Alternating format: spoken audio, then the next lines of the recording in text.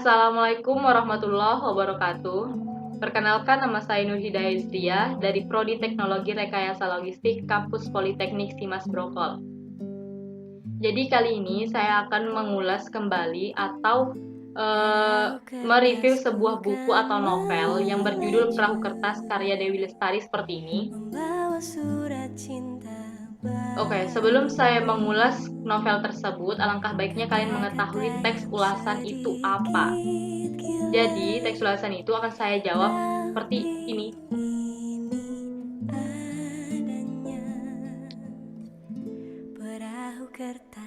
Baik, setelah kalian mengetahui apa itu teks ulasan, saya akan mengulas novel tersebut atau Perahu Kertas karya Dewi Lestari. Novel ini dimulai dengan kisah seorang anak muda yang bernama Kenan yang baru saja menyelesaikan sekolah menengah atasnya di Belanda, tepatnya di kota Amsterdam. Kenan menetap di Belanda hampir 6 tahun lamanya. Kenan terlahir dengan cita-cita menjadi seorang pelukis, namun ia dipaksa pulang kembali ke Indonesia oleh ayah dan keluarganya karena mereka tidak menyetujui untuk Kenan menjadi seorang pelukis. Yang pada akhirnya Kenan memulai perkuliahan di salah satu universitas di Bandung. Tepatnya ia memilih Fakultas Ekonomi. Tokoh sentral lainnya ialah wanita bertubuh mungil yang bernama Fugi. Ia digambarkan dengan kepribadian yang riang dan ceria, berbeda dengan Kenan yang cenderung dingin dan kaku. Fugi juga merupakan sosok yang eksentrik dan mudah dikenal dalam kerumunan atau di luar ruangan. Ia menggilai dongeng dan kisah klasik dari kecil.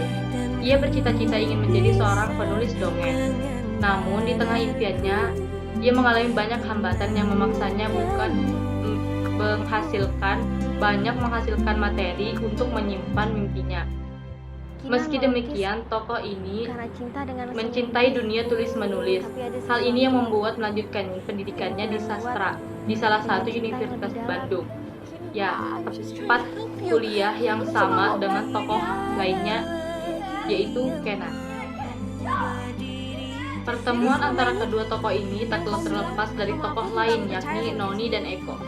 Noni dan Eko merupakan tokoh pendukung cerita yang merupakan sahabat dekat Fugi.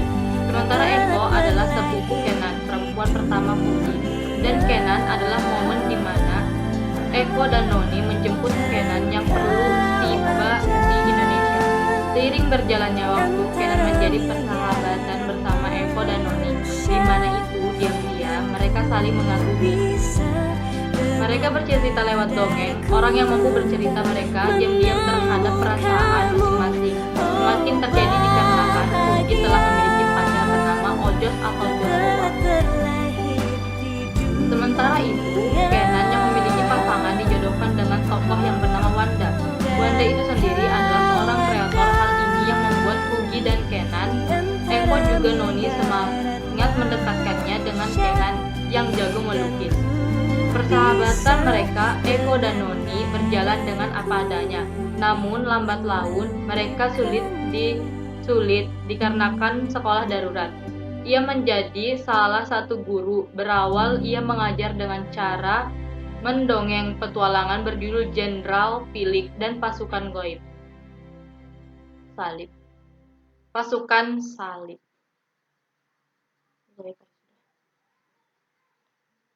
Tulisan dalam sebuah buku di waktu mendatang, buku dongeng tersebut ia berikan kepada Kenan lagi. Dan lagi, Kenan juga sibuk dengan kehidupannya termasuk kedekatannya dengan Wanda.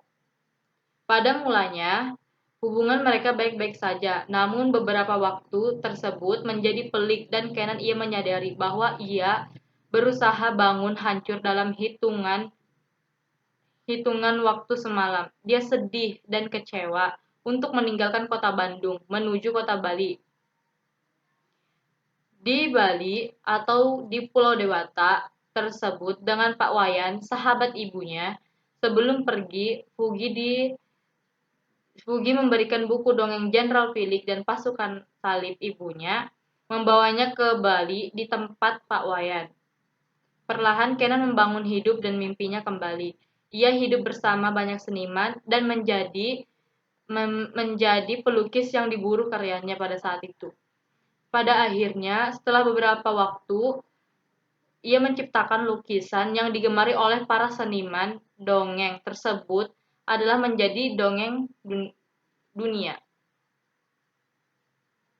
Eh, Sementara itu, ia kuliah kembali ke Jakarta dan menjalin hubungan dengan atasannya, juga merupakan karib kakaknya. Dan pada saat itu, ia terpaksa meninggalkan Bali karena ayahnya mengalami kondisi stroke.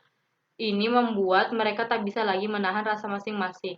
Konflik dimulai di sini. Secara umum, dengan menggemas cerita tentang cinta ini, sederhana namun serta serat makna, namun bisa diketahui bagaimana tentang percintaan yang diberikan mengalir hingga kembali bermuara seperti perahu kertas.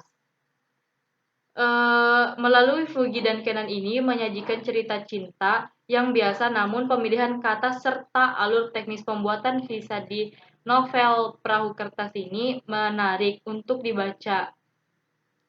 Eh, Meski temanya teramat ringan, namun signatur dalam cerita ini sangat memikatnya. Dengan buku bertema barat memiliki dari penciptanya mungkin. Baik, selesai sudah hasil teks ulasan yang saya sampaikan mengenai novel Perahu Kertas karya Dewi Lestari. Semoga bermanfaat bagi kalian dan mohon maaf atas kekurangan yang ada. Sekian, terima kasih. Wassalamualaikum warahmatullahi wabarakatuh.